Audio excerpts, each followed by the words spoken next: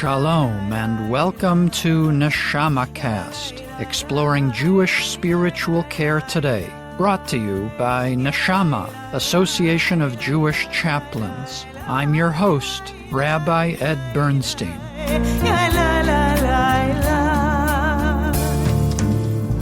NAJC, as the Jewish chaplaincy organization, takes seriously our role in advocating for and supporting our membership, as well as in educating those in our field on how to identify and respond to antisemitism, particularly in light of its rise since October 7th, 2023.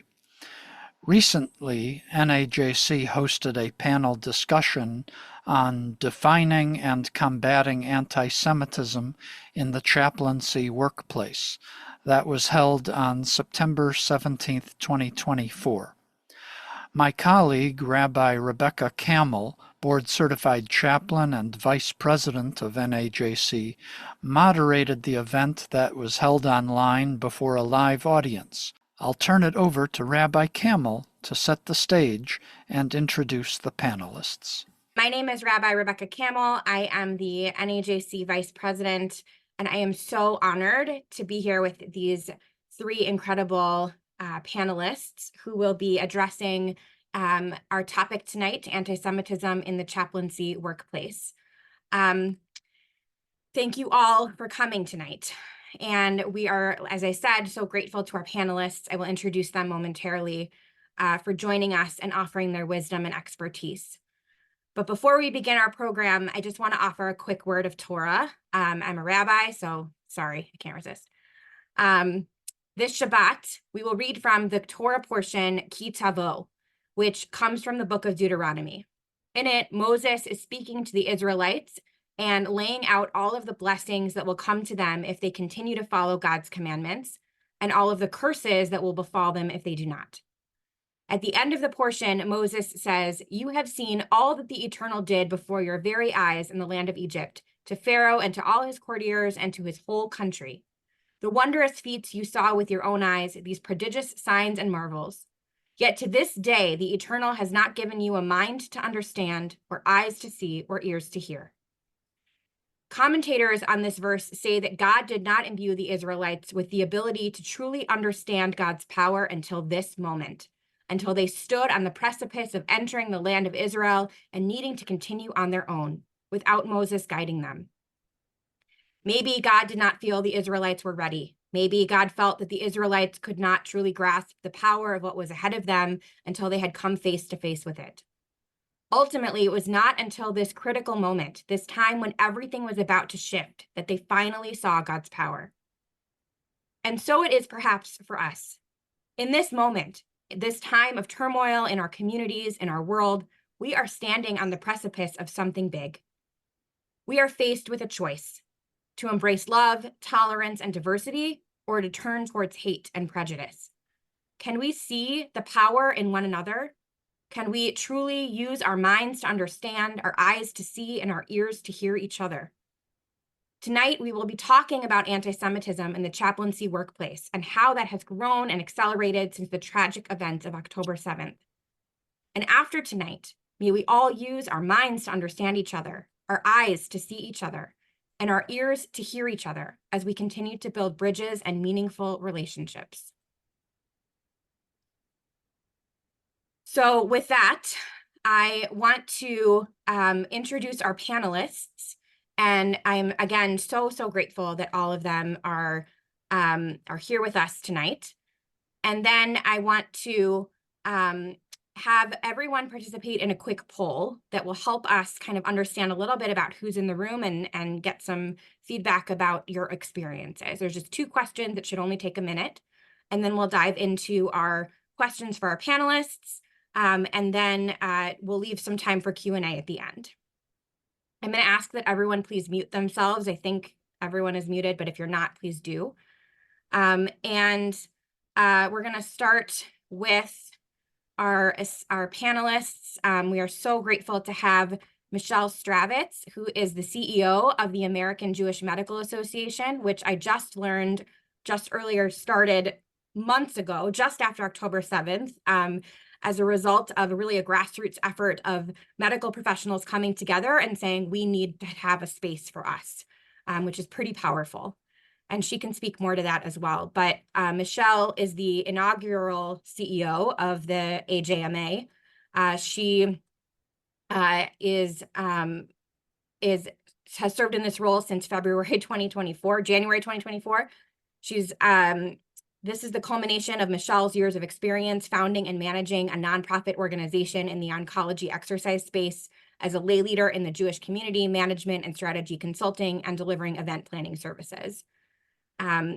She has served as an executive board member, event committee chair, and strategy consultant, and is recognized as an influential leader in the Washington, D.C. Jewish community.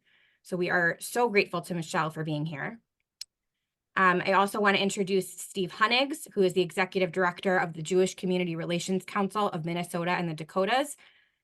He was named the executive director of the JCRC of Minnesota and the Dakotas in November of 2006. He practiced law previously for 16 years. And during his time as executive director of JCRC, the organization has received awards from the FBI, Israel Bonds, the Minnesota National Guard, Temple Israel, International Leadership Institute, Normandale Community College, and many others, and most recently from the U.S. Attorney's Office for their incredible work. So we are so grateful to have Steve here with us. And our last but not least panelist is Scott Richmond, who's the regional director for ADL's largest regional office, the Anti-Defamation League, covering New York and New Jersey.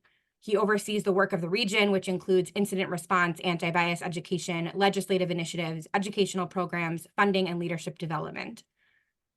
And he comes to the ADL from the American Jewish Committee, where he served as regional director for Westchester and Fairfield counties.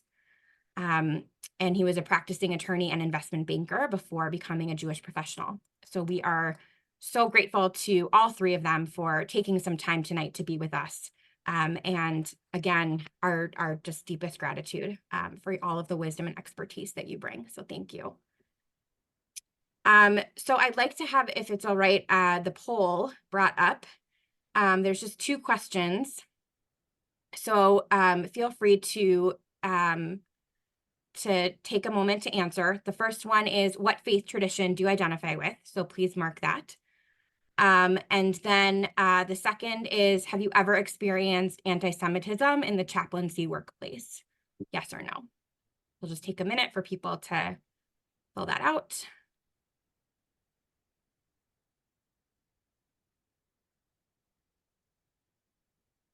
And there's a question in the chat about from patients or from chaplains, and I'm going to say either. If you've experienced anti-Semitism from patients or from chaplains, either win. Thank you for the clarifying question. Rebecca, or staff. Correct, or staff. Others, yeah, other anybody in the workplace, whether that's a patient or staff or another chaplain. Right, yeah.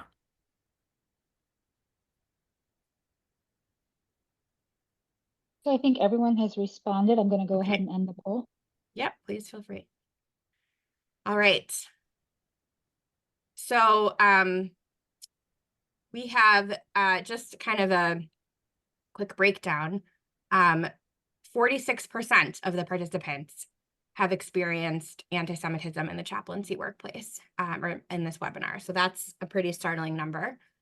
And it looks like we have mostly Jewish and Christian chaplains attending. So we're just grateful for everyone who is here. And I'm going to get started with our questions. So thank you again. So my first question is going to be directed first to Scott. However, I would really love answers and participation from Michelle and Steve as well. We recognize that there is often confusion about defining anti-Semitism. And so we appreciate that education is often the most effective starting point, as we do with all cultural competency training in clinical settings. So with that in mind, what is the definition of anti-Semitism? Thanks so much, Rabbi Kamil, and thanks for having me. Really an honor to speak with you all, and I hope this is the beginning of a conversation. You can feel free to reach out to me anytime. This is a big question. I think a lot of people, especially in the Jewish community, kind of feel like they know anti-Semitism when they see it, but it's not that simple. And this is really the building block for not only understanding it, but really being able to combat it. I would start off by saying that there are three very important points that that you should keep in mind when considering what anti-Semitism is, and then I'll kind of unpack that. The first point I would make is that while anti-Semitism is a form of social prejudice, it looks and acts very differently from every other form of social prejudice, such as racism, Islamophobia, attacks against the Asian community, attacks against the LGBTQ plus community. It's really very different, and I'll explain why and how. Second is that while there is a formal definition, something about hatred of Jews, it's actually a set of conspiracy theories, 7 conspiracy theories to be precise. And the key to recognizing and combating it is really knowing these 7 conspiracy theories. And the third is the fact that anti-Semitism morphs. It looks different in different generations. This is also a piece of why it doesn't look like other forms of social prejudice. So let me now unpack this a little bit. And the first part of this is really about history. So anti-Semitism is not new. It's not just this year. It's not just a decade old. It's not 100 years old. It's not even 1,000 years old. It dates from ancient times. Jews suffered persecution. They encountered what we now call anti-Semitism. They didn't call it then in the ancient world. Jews were monotheistic in a world that was polytheistic. That may sound, being monotheistic may sound very normative to our 2024 minds, but in the ancient world, it was considered very odd. People looked at this group and said, "Who are these people? They're just weird." Now, what happens when a group of people stands out? When a group of people says, "We're going to be different," they begin to be othered. And that happened in the ancient world. This is a group of people who also then were not, they lost their sovereignty. They became a minority wherever they lived. They were not accepting the general practice. So in Christian communities, they did not accept Jesus as their Messiah. In Muslim communities, and of course, Jews lived in many Muslim communities, they did not accept Muhammad. So you see the pattern here. A group of people who are living as a minority, not accepting the norms, and they begin to be othered. They begin to be ostracized. Now, what happens when a group of people, when that happens to a group of people, what happens is they assimilate.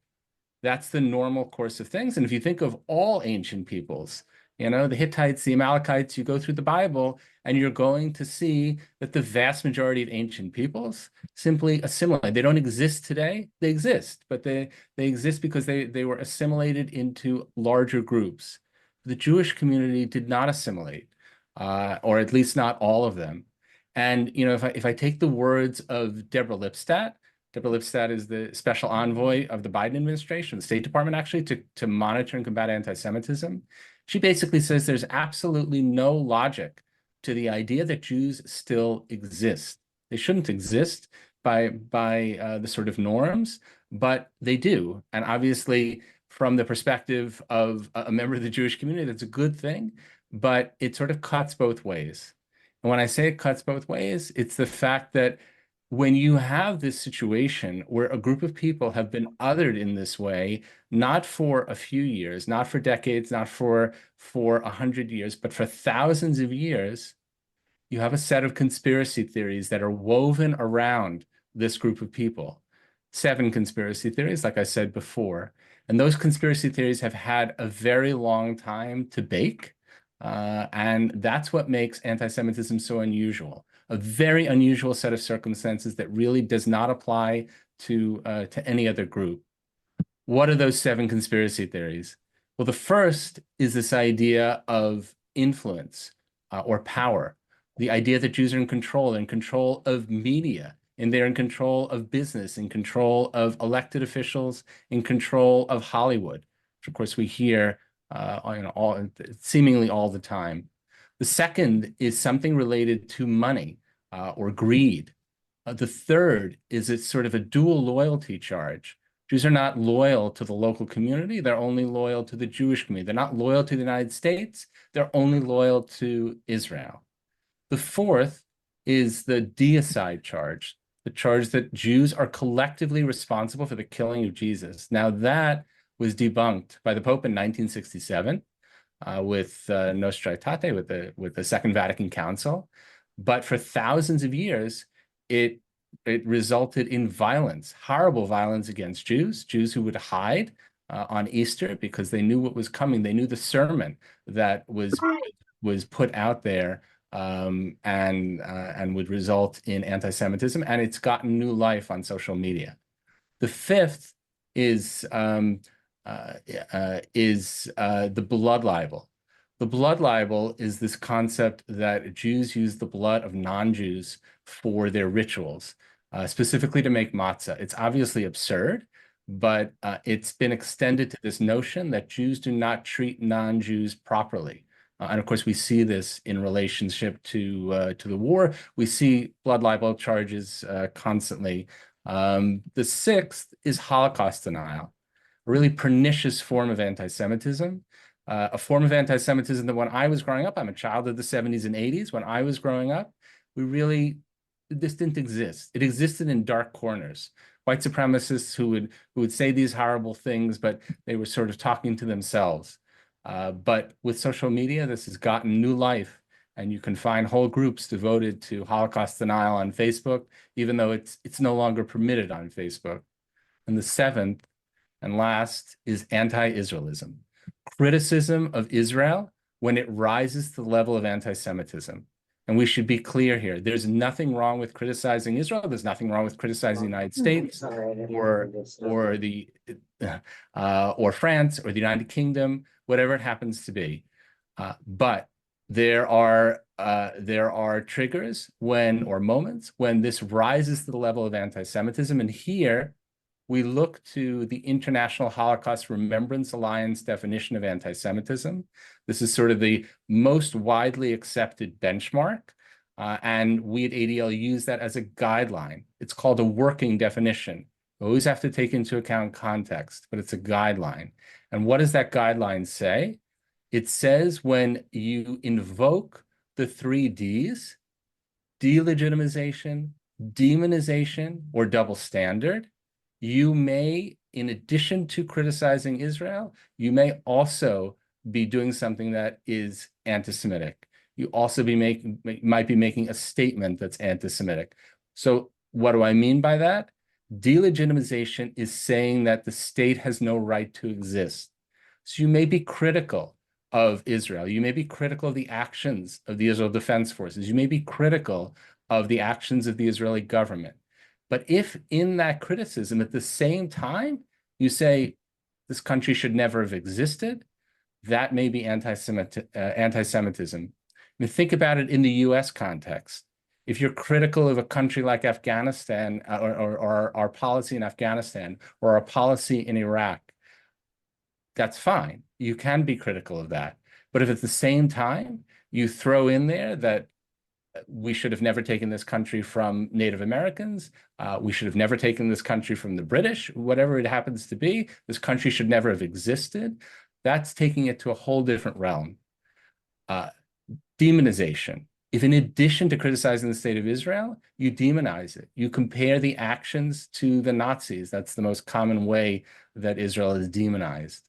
Or double standard. You apply a standard to the state of Israel that you would not apply to any other nation. Now, that essentially is the way that anti-Semitism or anti-Israelism can be anti-Semitic. You have to take into account context. Now, if you look at those 7 conspiracy theories, you will notice that they're very unusual. You really can't apply that to violence against Asians. You really can't apply that to racism. You really can't apply that to attacks against the LGBTQ+ community. These conspiracy theories are really unique to the Jewish experience, and they come from that long, long history of conspiracy theories, and they even work differently. So if you think about the first one, this idea of power or influence, so generally with social prejudice, you are putting somebody down. You're saying that they're less than you. That's the way that social prejudice works. But if you're saying, oh, well, Jews are particularly powerful, they're particularly influential, you're not putting them down here, you're elevating them. If you're saying Jews are particularly successful, they make a lot of money, you're not putting them down, you're elevating them. And the problem with that, especially in the workplace, especially in the kinds of situations that you may deal with, is that people tend to excuse anti-Semitism. They tend to say that, oh, I was just complimenting the Jewish community. I wasn't saying anything wrong. And that's fine if you live in a vacuum, but we don't live in a vacuum. We live in a world in which those kinds of statements have led to ultimately violence against Jews. We have a construct within ADL, my organization, where we talk about the pyramid of hate. Pyramid of hate is a construct that says hate doesn't start at the top of the pyramid. Let's call that the Holocaust or genocide. It starts at the bottom. It starts with microaggressions or stereotypes. It moves to discrimination. It moves to bias, ultimately to violence. And these kinds of statements have led to violence. And that's the way to talk about anti-Semitism or these kinds of statements if you encounter it. You don't just label somebody anti-Semitic.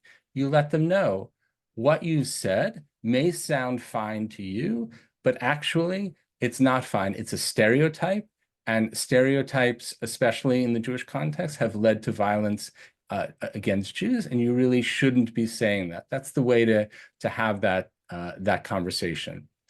And the only other thing that I'll mention, because I did say it, anti-Semitism morphs. And this is the idea that that anti-Semitism, well, here, I'll give you just very quickly a personal timeline. So I think that this is very illustrative. My grandparents, all four of them came from Poland. They came to a country in the 1920s that was openly anti-Semitic. They came to a country where there was a pastor, a father, Father Klein, who gave sermons every Sunday on the radio that everybody listened to that were horrifically anti-Semitic, where the most important businessman in the country, Henry Ford, was openly anti-Semitic. And that was acceptable. And they came from Poland. It was horrible there. They left much worse anti-Semitism. This seemed good to them. By the time my father, my mother and father were growing up in the 50s and 60s, they were in a post-World War II world. It was not acceptable to be engaging in that kind of overt anti-Semitism. So it became much more under the radar. Jews not being allowed into country clubs, Jews not being allowed into the law firms or businesses, or or quotas for Jews in universities. And what happened by the time I came around, Jews said, we're creating our own country clubs. We're creating our own law firms. And of course, Jews created their own hospitals back in the day when they weren't permitted into hospitals. They took matters into their own hands. Jews were presidents of universities, and these quotas were gone by the time I came around. And people thought that anti-Semitism was a thing in the past. It was in the rear view mirror. And again, I grew up in the 70s and 80s, and it barely existed. And we can get into some of the numbers. When I was growing up, I didn't think about anti-Semitism, and I just assumed that my kids would have the same experience. My kids are 23 and 26.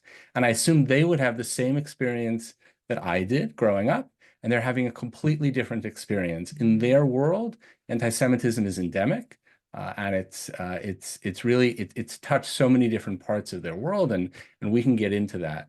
But Thank you that's so how much, I define No. anti-Semitism. Thank you so much. That was a fabulous definition and explanation. I really appreciate it. I want to move a little bit into the definition and the difference, right, between anti-Semitism and anti-Zionism. And I'm going to ask that Steve and Michelle chime in here first, and then Scott, I'm gonna have you come in as well, because I know you have a lot of expertise in this area. So Steve or Michelle, do you want to start with that question, and then we'll move back to Scott? Why don't you go, Michelle? So I think actually Scott kind of addressed this in talking about anti-Israelism at the end as the seventh area. The thing I want to mention about it is that what often happens is that anti-Semitism is masked as, well, I'm not anti-Semitic, I just don't like Zionists, right? So, or I don't like Israel. And so what they're doing is they're taking something that is central to many or most Jews these days, identity, the belief in the existence of the state of Israel. Some level of Zionism, some level of connection to Israel exists in most Jews these days. And by doing that, by being, I'm against Zionists, we've actually heard Zionists should be removed from healthcare, should be banned from healthcare. That's what we're hearing in the healthcare community. So when you say that, is that every Jew? Is that most Jews? Who are they talking about? Right. So if Zionism is central and core to your Jewish identity, they're talking about you. And they claim it's not anti-Semitic. I have nothing against Jews, just Zionists. So I think that needs to be understood, because I think there's a misconception about that. And that's how people, so to speak, get away with it. Yeah, thank you very much, Michelle. Steve, do you have anything you want to add? We've heard exhaustively good answers from Scott and Michelle. At this point, I'll add one point though. Please. The late, remarkable, great chief rabbi of the United Kingdom and Northern Ireland, Rabbi Jonathan Sacks, had this shorthand way of remembering the large-scale aspects of anti-Semitism over time. He said, first, Jews were hated for their religion, monotheism. Then they were hated for their race in the so-called sort of bogus race theories of the 19th and 20th century. And now they're hated for their state, Israel. And of course, there's a lot of complexity lost in that shorthand, but it is a sort of convenient way to remember some of the larger trends in anti-Semitism too. And perhaps following up on Michelle's point, a point of departure here may be, and keeping in mind, Pew in its 2020 analysis polling of the American Jewish community found that 80% of Jews are connected in some significant fashion to Israel. 80% of American Jews are committed to Israel in some significant fashion. And so whatever the venue is, let's just say medical care, we hear Israel's committing genocide, right? That is a significant inversion of reality, to say the least. Something what some have even compared to a blood libel, as Scott was mentioning before, and deserves significant unpacking as part of this conversation and other conversations too, to understand how deeply anti-Semitic and how deeply troublesome this is to the American Jewish community and Jewish communities throughout the world. Don't want to necessarily do this at this moment, but keep that in mind. If I could, Rabbi Rebecca, just take a moment for a couple moments of sort of personal privilege. First of all, thank you to Neshama for organizing our discussion today. Thank you to Scott and Michelle, my fellow co-panelists. Also want to shout out Rabbi Lynn Lieberman from the Twin Cities, who's your president-elect. JCRC is responsible for community security for our 3 states, and Rabbi Lynn is part of our JOPS team. She's our chaplain. So we're very proud to have that association with Neshama. But I also want to say we're here in shadow of the 9/11 commemoration just a week ago at this time. And could there have been, in a sense, a finer example of the work of chaplains than at the time of 9/11 in both their pastoral and personal courage, perhaps best exemplified by the death of Father Michael Judge in his chaplaincy duties there at 9/11. I was just reading about him. He was the official first fatality of 9/11. So I think we go forward in that spirit. All the wonderful people on this call who are chaplains, thanking you for your service to our country and to your institutions. So thank you. Thank you. Thank you so much. Scott, do you have anything that you'd like to add and kind of expand upon that definition of anti-Zionism? Sure. I mean, I think what's important here, I mean, Michelle really laid it out, but I'll just make a few points. What's important here is that people tend to conflate Zionism with support of Israel. That it is not a blanket support of Israel. What it is a belief in the right of the state of Israel to exist, a belief in the right of sovereignty. It's an extremely low bar. It's a very low threshold. And that's what Zionism is. That's what it always was. And the idea that that's the sort of you can be incredibly critical of the state of Israel. You can be incredibly supportive of the state of Israel. That whole spectrum exists. But being a Zionist is not related to that. You can be a Zionist and be anywhere on that spectrum. That's very important because the reality is not only are the vast majority of American Jews, according to the Pew poll that Steve mentioned, very important, vast majority of American Jews are Zionists, but the vast majority of Americans are Zionists, irrespective of whether or not they're Jewish. And that's a very important statement. And I think the word Zionist is therefore very much misunderstood. And the problem is when it's wielded by people who somehow want to be critical of the state of Israel or attack the state of Israel, what they are doing is essentially attacking Jews and ostracizing Jews. We're certainly seeing that on our campuses, and I'm sure in the medical spaces as well. Thank you. Thank you very much. So we've kind of given some definitions, right? And some context to what anti-Semitism is and what anti-Zionism is. And my next question is, how has anti-Semitism changed post October 7th? How has it evolved? How has it changed? And I'm going to invite any of our panelists to chime in here first and hear from other voices too. So I'll jump in for a minute, not so much in a global answer, but I'll talk a little bit specifically about the healthcare space. So, and I'm going to back up for a minute and just sort of talk about AJMA a little bit. The American Jewish Medical Association is a new organization. As Rabbi Rebecca said, I just joined in early 2024 because this organization didn't exist before December of 2023.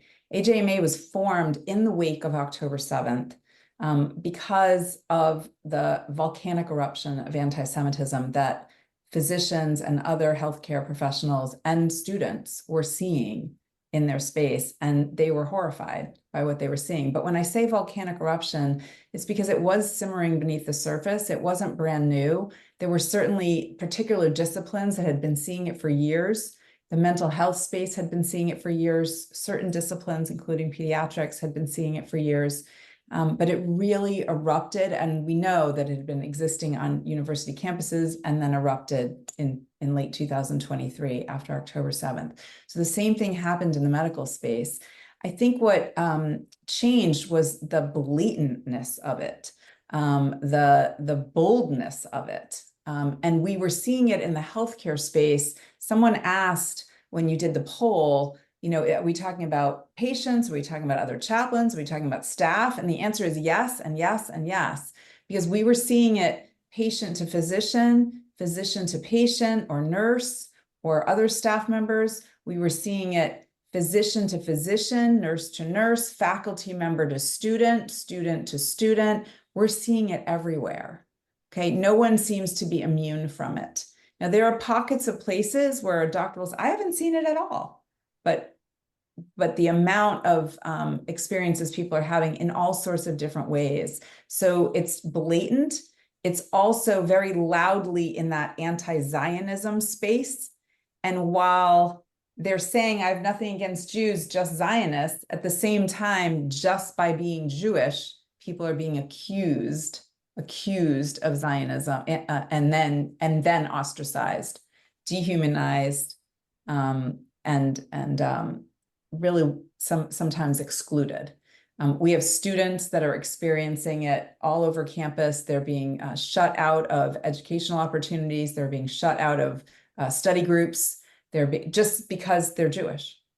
So the whole exclusionary piece is happening. And then, as I mentioned earlier, there are physicians blatantly posting on social media that Zionists should be removed from healthcare. Thank you, Michelle. Steve or Scott? Sure, Steve, Rebecca. Yeah, go down I'll use a along. little bit of a alliteration here in terms of changes after October 7th. Virulence and venue, and I mean by virulence, strength. Venue, just the number of places encountering significant issues or spread. So virulence and venue, strength and spread. Just looking at a little list in front of me. And sometimes it's not completely overt, but the different places where we've had to spend sort of hours and hours and hours and hours working with various institutions to deconstruct the misinformation that is circulated through the various places is into the hundreds and hundreds of hours since October 7th. Listen, it's our work. We're glad to do it in the sense that it's our responsibility. We're not pleased that it exists. So it's not a complaint that we're doing the work. It's just the amount of time that it takes to explain the situation, define the anti-Semitism, and work with the groups. You know, a non-exhaustive list would be, for instance, Minnesota Office of Management and Budget, which is responsible for all state employees in Minnesota. Their ERG decided to take it upon themselves to provide a session to all state employees about October 7th and what was happening in the Gaza war. One can only imagine what that was like. Add to it the fact that you had supervisors of people,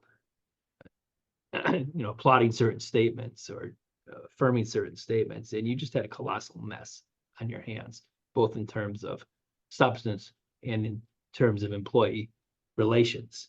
Just for an example of what this took to sort of address and remedy the situation is meeting with the governor's staff, meeting with the general counsel, meeting with the commissioner of management and budget in Minnesota, putting together a session for everybody who attended, because that was our request for the remedy, for everyone who attended the session in the first place, putting together a session for commissioners and assistant commissioners in Minnesota so we could address the issues associated with 10-7 and the anti-Semitism that was arising from it. But it's been the court system, it's been the larger counties in Minnesota, it's been some of the bigger corporations. Minnesota happens to have 15 Fortune 500 companies, not all of them, but some of them needing the same sort of assistance.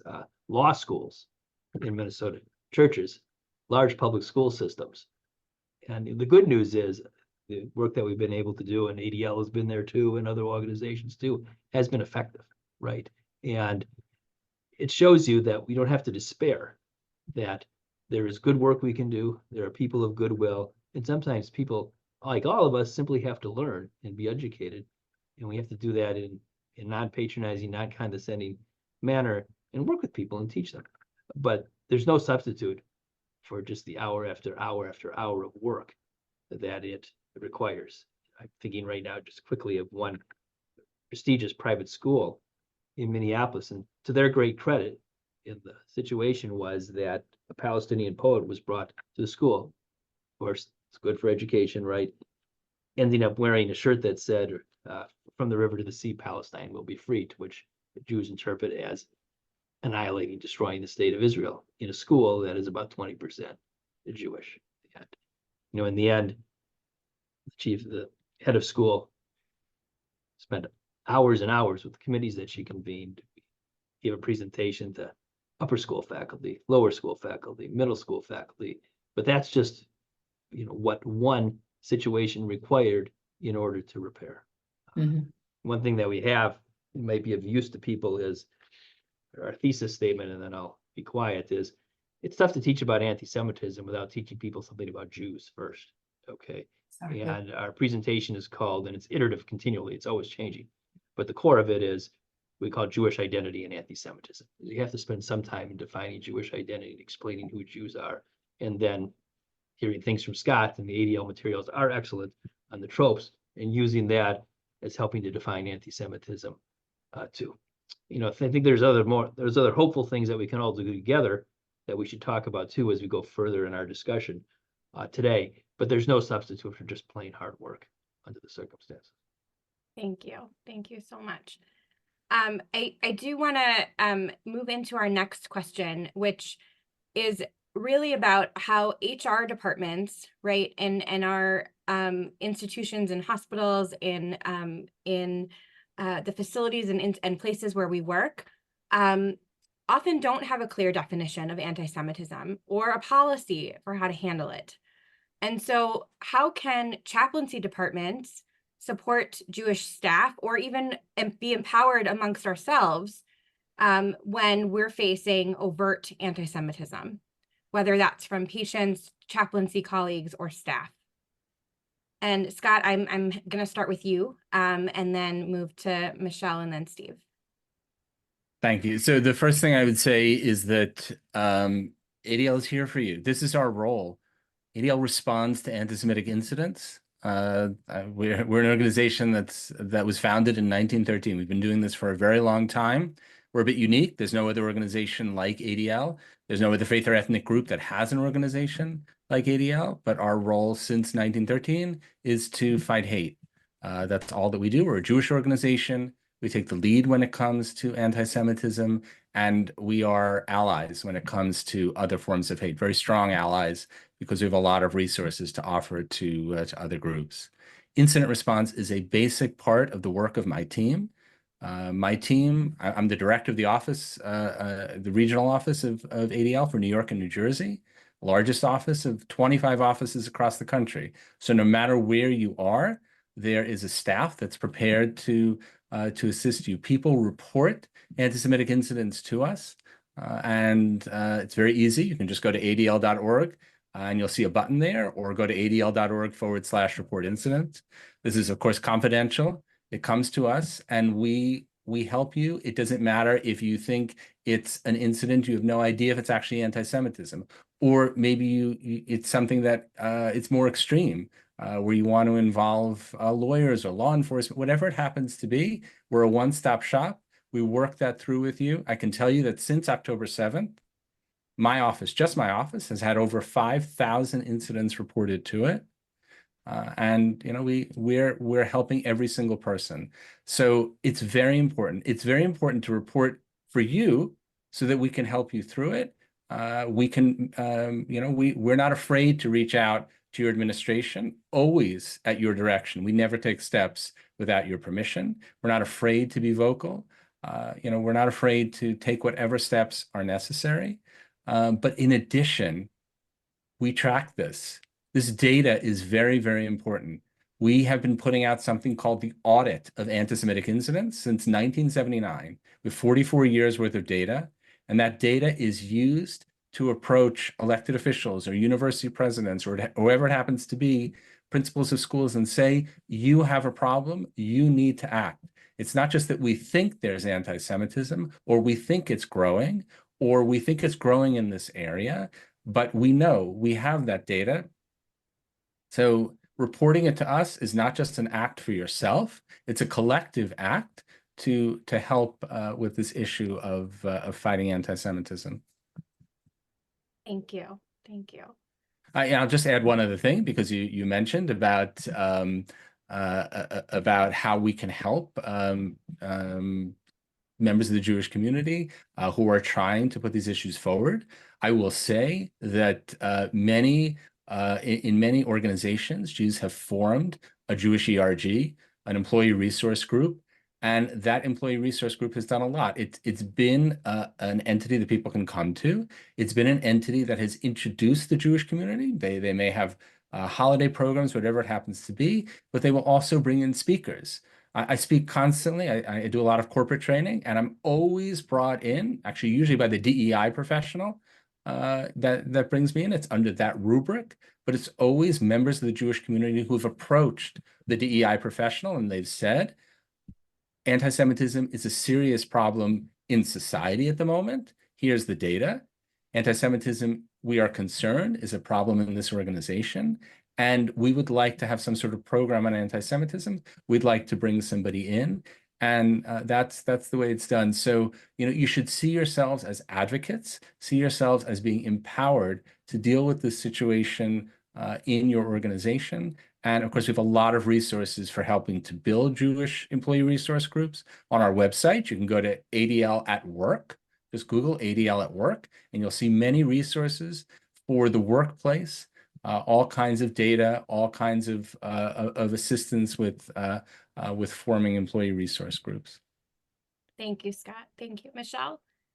So I think that's great advice. We always recommend people to consider forming an ERG in their institution, and we often refer to them to the ADL toolkit on ERGs and the explanation of it. I want to talk about this in two realms. One is to mirror a little bit of what Scott said. ADL is definitely the authority on anti-Semitism in so many ways.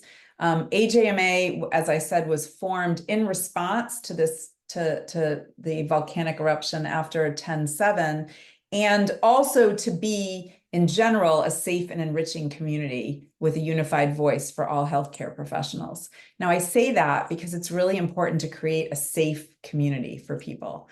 So one of the things we do is to help our members and anyone really in the healthcare space, and that's really across all disciplines, across all types of professions that work in healthcare. We want to help them fight the anti-Semitism out there in the general community, right? So we've talked about that a little bit, and we're also here to help specific to the healthcare space to help people navigate that. It has its own flavor. It's actually particularly a problem right now, maybe more than some other professions, and it's shocking that that's true. It's not only a problem because it's a problem for people who work in healthcare, it's actually a problem for everyone because everyone intersects with the healthcare community. Everyone experiences the healthcare at some point. And so it's actually compromising everyone's healthcare. When the medical professionals are not working well together, that's compromising healthcare for everyone. So that's actually everyone's problem. And so we're here to sort of help address that. And we're fighting it on all fronts. We're partnering with lots of organizations, including ADL, and helping people find legal resources if that's what they want to do. But I want to also talk about the other side of it, which is that AJMA wants to be a safe space for people in healthcare to sort of be together, right? So we have local chapters and we have events, whether on virtual or in person. But this is where I think the chaplains can actually be particularly helpful, which is that in your own institutions where you're working, what I'm finding is that a lot of both professionals and students just need a safe place to talk to somebody about what they're seeing and hearing and feeling. And so we've had some of our Zoom meetings, particularly with medical students and nursing students who are particularly vulnerable, right? Their whole profession, their whole reputation, their whole career is on the line, and they're very afraid to speak up, but they're also experiencing a really tough time. Some of them are crying on the Zoom meetings with us, like, I just haven't had anywhere that I can talk about this. So to the extent that chaplains are supporting everyone in the institution, both the professionals, the staff, as well as the patients, I think just understanding this issue of anti-Semitism, what it means, how hard it is, how it feels, how ostracized people are feeling right now, how alienated, dehumanized just for being Jewish, blamed for the war, etc., and just being supportive. I think that's a role that's really important. And I am so grateful to all of you for the important work that you do. It's really, it's so important and so valuable, and you can play a role just there. So aside from giving advice, what to do about maybe anti-Semitism that people are experiencing, or by the way, that they may just be witnessing and be disturbed by it, it's also just being supportive. People need a safe space to talk about what they're hearing and seeing, and then decide if they want to do something about it. We do encourage people, regardless of if they want to take action or seek legal remedies or go to their administrations, which we do encourage people to do because that's the only way it's going to be stopped, at least report it to organizations like ADL. And AJMA also has a place where people can report incidents specifically in the healthcare space, because we need to know about them and then help you navigate whether or not you want to take action. But we have to know about them. Like Scott was saying, it's important for those audits. It's important to take note of what's happening. Steve? Thanks, Rabbi. I would add just to this ERG piece that in Minnesota, we face some struggles within some institutions in the formation of Jewish ERGs. and having to be somewhat forceful in encouraging, let's use that word, institutions to allow the creation of the ERGs. It's becoming a little bit easier now, but in the public space, public employees, that has been an issue, right? We've now solved our biggest problem, but it wasn't without a struggle, which sort of captures the essence of the moment, is that there are so many difficulties in so many places, and some of it is just getting started, like the formation of ERG, but hopefully ERGs, hopefully we're bypassing that moment.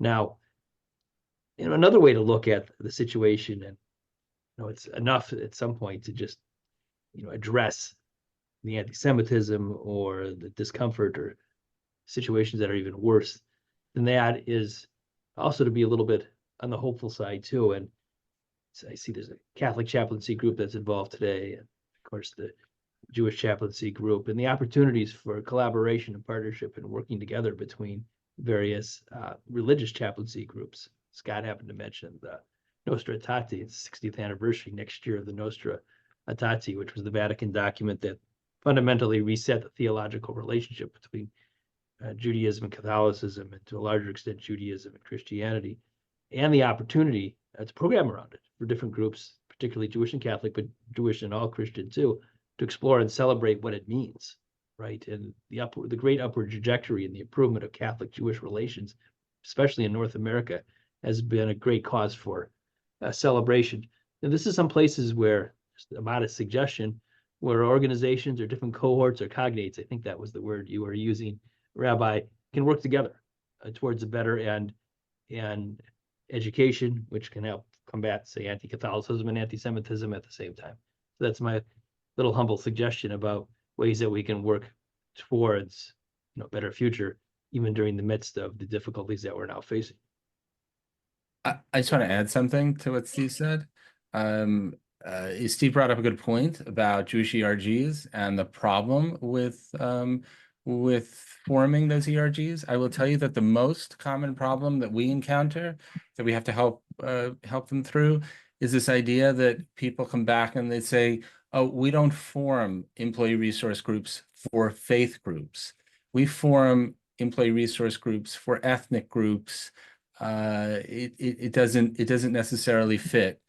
And that is a very common misconception. Jews are both a faith and an ethnicity, a faith and a nationality. This is a very unusual attribute of the Jewish community and not really understood. I think members of the Jewish community sort of take it for granted that that's who they are and don't even think about it. And those outside the Jewish community don't necessarily see this. So, a faith group is a group that shares a theology, but an ethnic group has more than that. An ethnic group has a land, has a language, has customs and holidays, all these kinds of things. So the idea that you could be a secular Jew is very commonly accepted among Jews, or an atheist Jew, or a Buddhist Jew. But that's really, you cannot be that. You really either you're a Lutheran or you're not. Like it doesn't really compute. But for Jews, this is who we are. I do a podcast, and I interviewed one of my colleagues about this about a year ago, and I asked them that question: are there any other groups that are like the Jewish community? And the answer was the closest equivalent that he could come to was Native Americans. So we think often of like the Cherokee Nation, Sioux Nation, something like that. We don't often think about the fact that they have a distinct theology as well. But there's almost no other group on the planet that kind of fits that idea. And that's because Jews are an ancient people. Go back to what I said before. They're an ancient people. The sort of cubby holes that we have for people today, that we use for groups of people today, it doesn't really exist for the Jewish community that predated all of that. So that conversation needs to be had with companies who see Jews as only a faith group. And I've helped Jewish staff members through that conversation, ultimately to forming an ERG, because it was understood that it was more than just a faith group. I think I just want to follow on one more thing that relates to what you were just talking about, which is that, and I think this is where, again, like chaplains may have a role in being able to counsel people in this area and help with understanding. I think some of the conversation we've had tonight has helped people understand the difference between the Jews as simply a faith-based group, like Scott was just saying, and really like an ethnic group, a nationality. And similarly, when we talked earlier about how central Zionism is to many, is it 80% of Jews, right? So how the existence or connection to Israel is central to who they are. So now imagine a patient comes into the ER and the medical professional that is treating them is wearing something that implies from the river to the sea. There's a kafia, which now tends to represent that message, right? Because of how it's been used in protests and so on. Someone's wearing a political flag on their shirt or a watermelon symbol, which also now tends to mean from the river to the sea. And what they're basically saying is they're looking to annihilate, you know, the Jewish state and by extension, the Jewish people. So a patient in the ER has a medical professional who's exhibiting that message and is uncomfortable. Am I going to get the treatment I should be getting? Am I going to get appropriately taken care of here? That's a real fear that a lot of people have.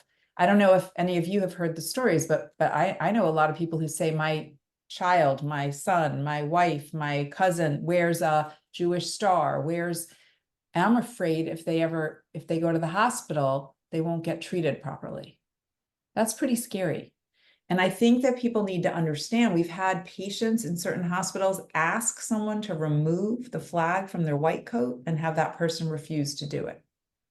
So I think some counseling, as you begin to understand the Jewish identity and how it's all connected, and how Jews are feeling very attacked right now, is helpful for counseling and understanding among the other staff members, among all staff members, to help people navigate this issue.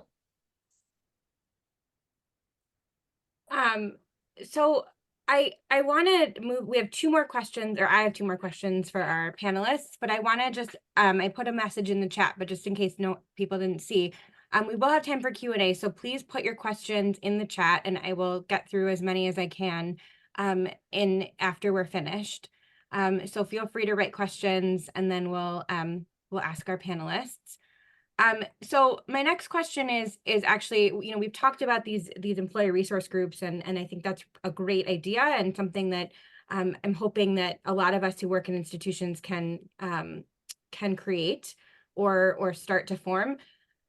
One of the things that often exists in our institutions and hospitals and hospices and other types of institutions and healthcare is DEI committees, right? And that's a very kind of common thing now, right, to have a DEI committee. And traditionally, you know, Jews are not included in the DEI definition, right? And so my question is, how do we get a seat at the table,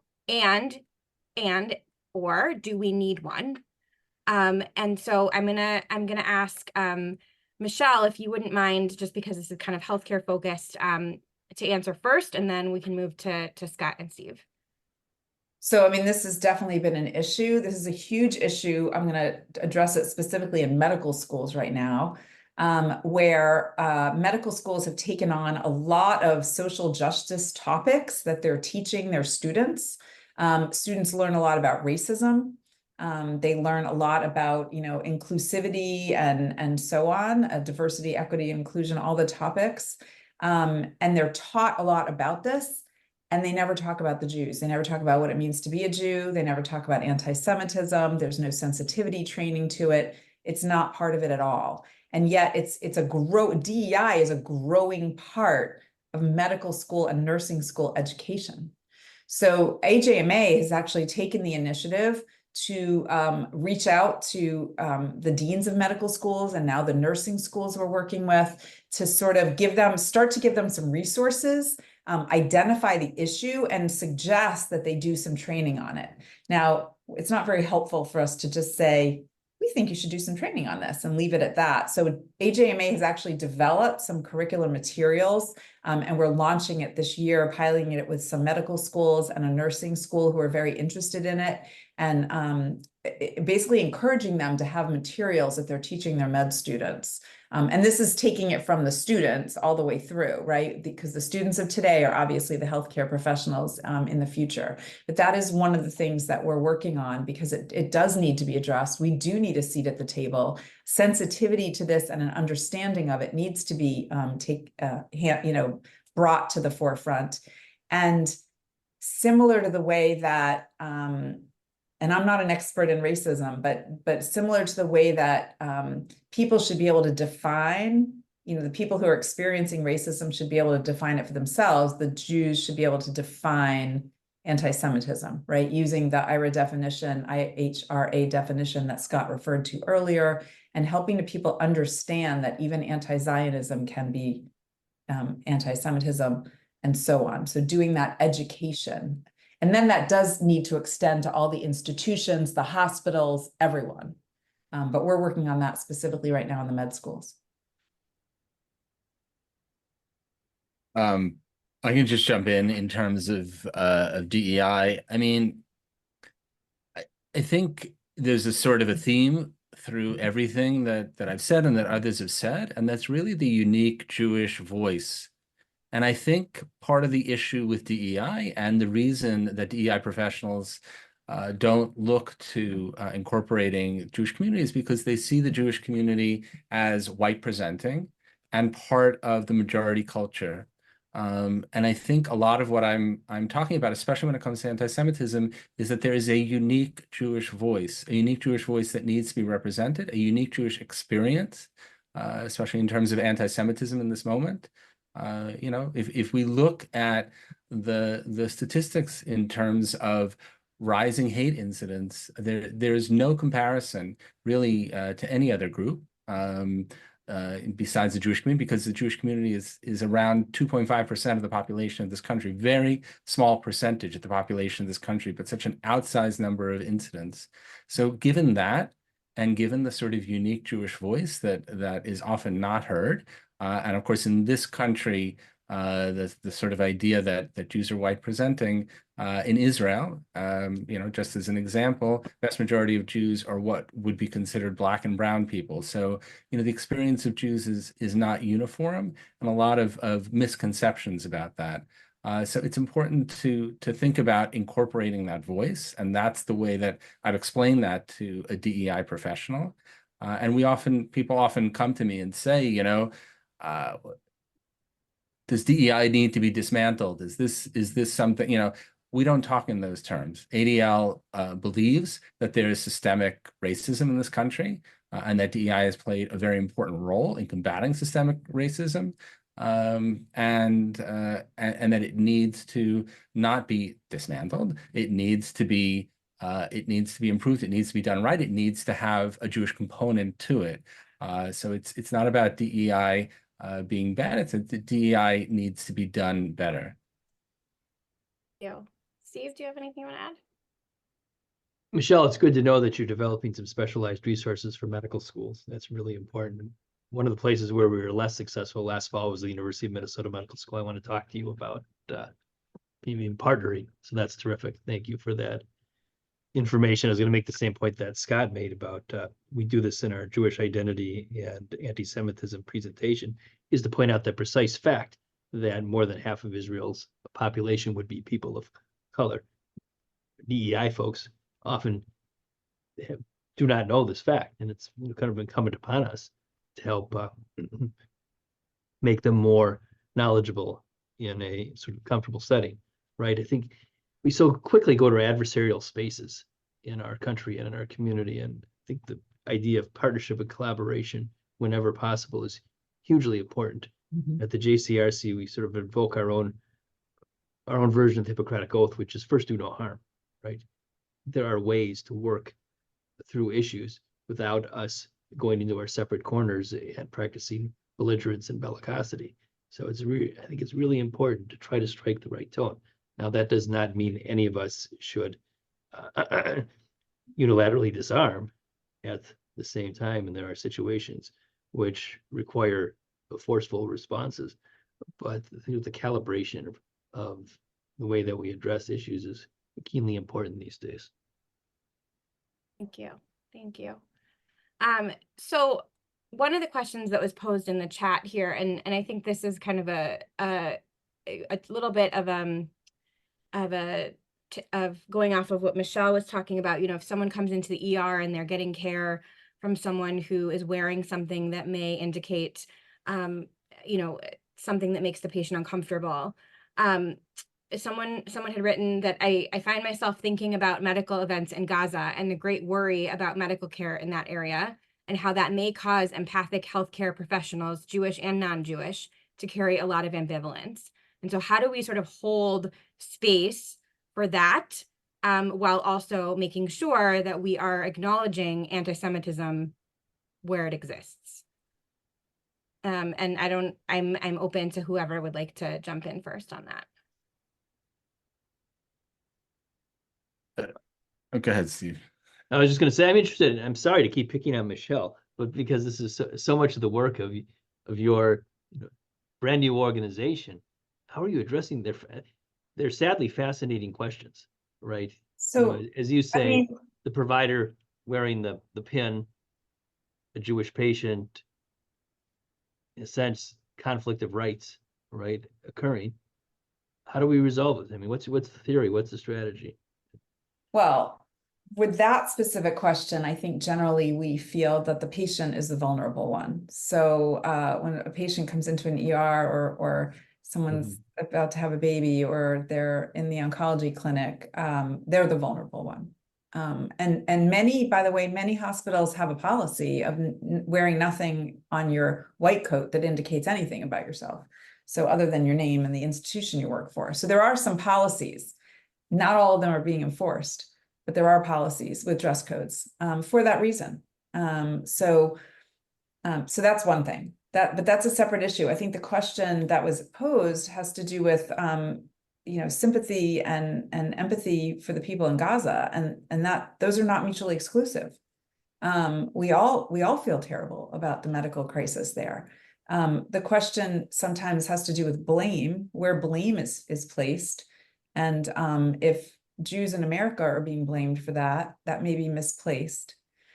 So it's a question of blame. It's not a question of sympathy or empathy or concern. We're all concerned for any injured person, the patients, the healthcare facilities. It's when the healthcare system in the United States is being hijacked for political reasons or for political messaging, that's an inappropriate use of the conversation. So when at a large New York hospital, a presentation that was supposed to be, it was couched as a grand rounds presentation, which is supposed to be medical content. And the topic at hand was the medical genocide in Gaza with blame placed. That's not only a false narrative, it's not a genocide. It's also taking a medical, it's hijacking, the medical system for political agenda. And that's where it's not appropriate. That does not exclude a concern for people in Gaza who are being injured. Those are not exclusive to each other. Thank you. Yeah, that's a really important point, right? That they're not mutually exclusive. Absolutely. Yeah, I mean, I agree 100% with Michelle. This is a form of blaming Jews in this country for what's happening in Israel, which is purely anti-Semitic. And I question the sort of purpose of this question, honestly. And I see a lot the sort of use of this binary, the idea that you're either pro-Israel or pro-Palestinian. Those are your two options, and those are not your two options. I mean, I'm pro-Israel. I'm a Zionist. I believe in the right state of Israel to exist, but I'm also pro-Palestinian. I believe in the rights of the Palestinian people. I believe that they have rights to sovereignty. I believe in the two-state solution. ADL believes in the two-state solution. The issue is not me. the issue, or most Jews in this country, the issue is Hamas that doesn't believe in the two-state solution. So, the sort of idea here that Israel is being blamed for what's happening, I mean, with no blame being placed upon Hamas, I mean, it's, this is beyond the scope, honestly, of this discussion. This is a discussion of anti-Semitism, but this is an issue of a terrorist group that's committed this act, and Israel acting in self-defense. Thank you, Scott. Yeah, I mean, I think one of the things that as chaplains, right, we deal with is hearing people of diverse opinions and beliefs, right? I mean, that's our job, and we meet people where they are. And so people may say to us things that can be construed as blaming, right? And how do we hold space for that and kind of navigate that? So I really appreciate your perspective there. Absolutely. I think we are going to wrap up our session tonight. And I just want to ask if any of our panelists, our fabulous panelists, who I am so grateful could join us and be part of this, have any last words that they'd like to offer the group. And then I'll close. So I'd like to just make 2 comments. I did put something in the chat about it. I do want to let all the Jewish chaplains here, or any chaplain that supports AJMA's mission and wants to be part of our community, we do have a membership category for chaplains.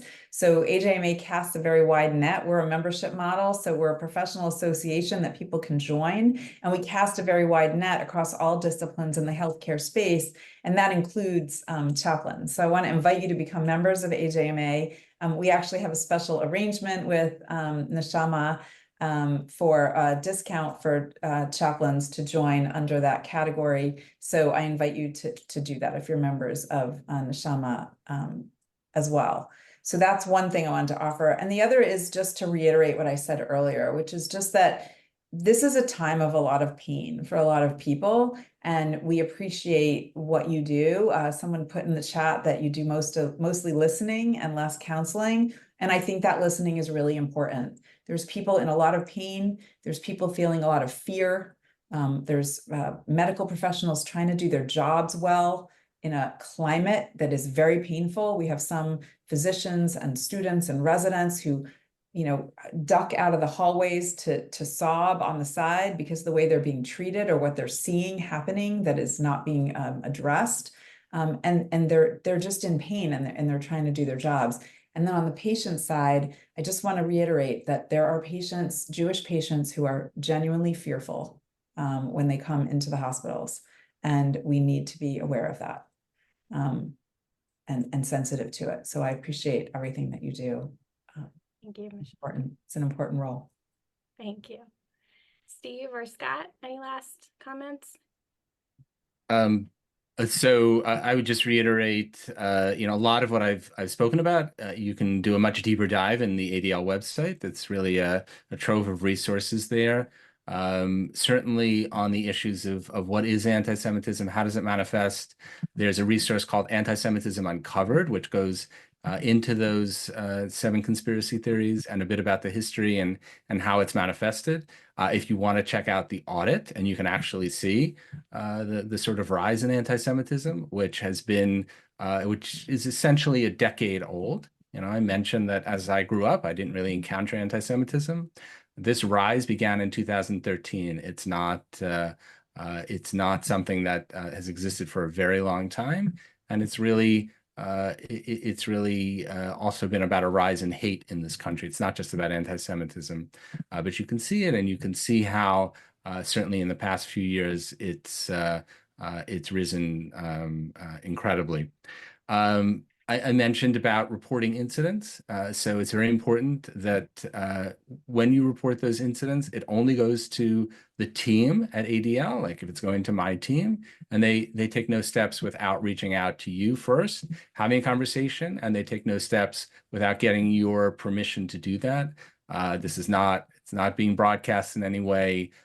We don't immediately go to your supervisor. I mean, it doesn't work like that.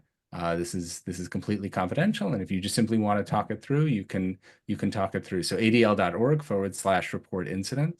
There's also a lot of resources on there, educational resources in terms of how to have conversations, how to have tough conversations, how to have conversations about the conflict, how to have conversations about the election.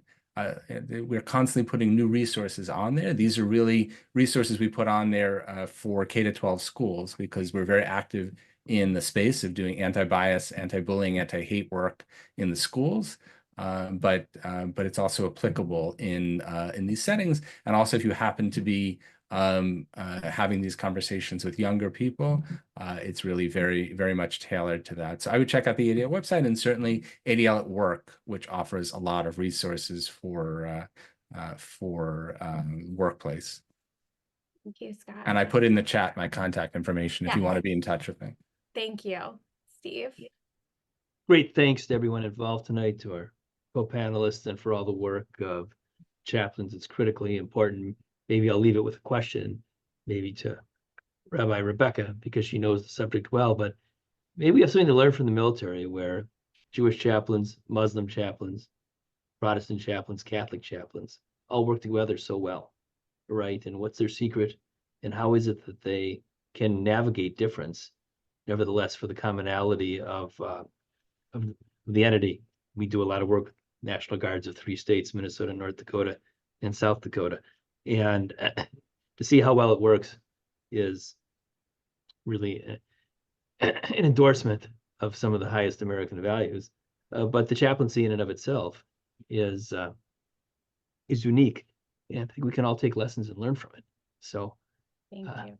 Thank you, that's Steve. maybe a suggestion and a thought. Just for some context, Steve is the one who introduced my husband to the Minnesota National Guard. So so thank you to Steve for that. Thank you all so much for being here tonight. I'm sorry that we couldn't get to everyone's questions and comments, but we're just so grateful to Michelle and to Steve and to Scott for taking some time out of their busy schedules and busy lives to be here. There's not much going on. It's I fine. mean, you guys don't have anything to do, so I appreciate that you took some time. No, you all are on the front lines of this, so we are just so grateful. I want to just end with a thank you to everyone who came and participated, and we're just grateful to have the opportunity to be together and take some time to hear each other. And I'm going to end just with a prayer for just peace for all of us, and for the return of the hostages. And I say amen to that as we close out tonight. And again, thank you so much for our panelists for coming, and for all of you for joining us. So thank you so much. NeshamaCast is a production of Neshama, Association of Jewish Chaplains. Thank you to Rabbi Rebecca Camel for moderating the discussion, and to Scott Richmond, Michelle Stravitz, and Stephen Hunigs for their valuable insights. Please consider making a contribution to NAJC to support NeshamaCast and all of the vital work that NAJC does to promote Jewish spiritual care. Click on the link in the show notes to donate.